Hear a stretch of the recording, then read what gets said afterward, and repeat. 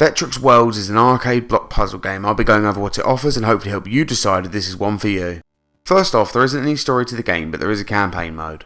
Gameplay wise, it's reminiscent to Tetris with a bit of a twist. You have a grid with various blocks to place, and when a line is destroyed you're rewarded with points. One feature that makes this quite different though is the ability to rotate the blocks and also the grid itself. This adds another element to the game when placing the blocks, as you're not confined to one row. There are some different modes to play that switch the objective up slightly. Let's go over the campaign first, as I'm sure many will jump straight into that. There are a few different chapters, or in this game places on the globe. Each have a set amount of levels and you can only progress once completing the objectives within that level. This makes the levels a bit longer, as if you miss something you'll have to replay, but at the same time means you may be replaying the same level a few times if you get stuck on an objective, which can be a bit frustrating.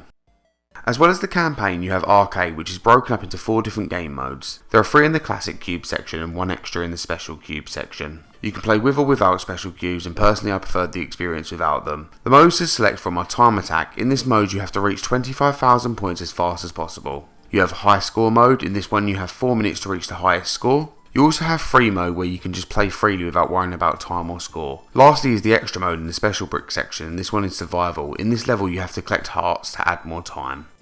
I'm also happy to say there are leaderboards, and therefore you can leave your mark in Vetrix Worlds.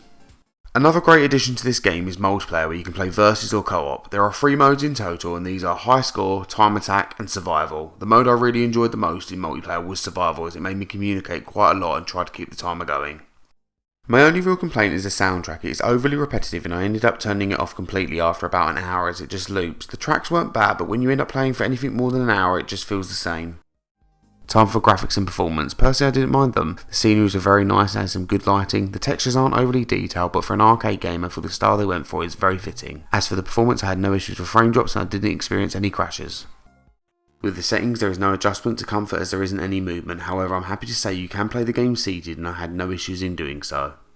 Overall, Vetrix Worlds is a fun arcade experience that you can lose a lot of time in. I like that the game offered a variety of modes that added some fun elements, but overall the gameplay didn't switch up much. As mentioned before, my main issue was the soundtrack, but thankfully that can be switched off. One of the best things about this game is the multiplayer. Playing these modes with friends is an absolute blast and really added an extra layer of fun. So, should you get this game? Well, if you like Tetris, then this is a must-have game, as it brings what everyone loved from that and adds a new element. However, if you're not a fan of arcade style games or chilled experiences, then maybe best to avoid this one. I definitely think that anyone interested in this game will get some enjoyment from it.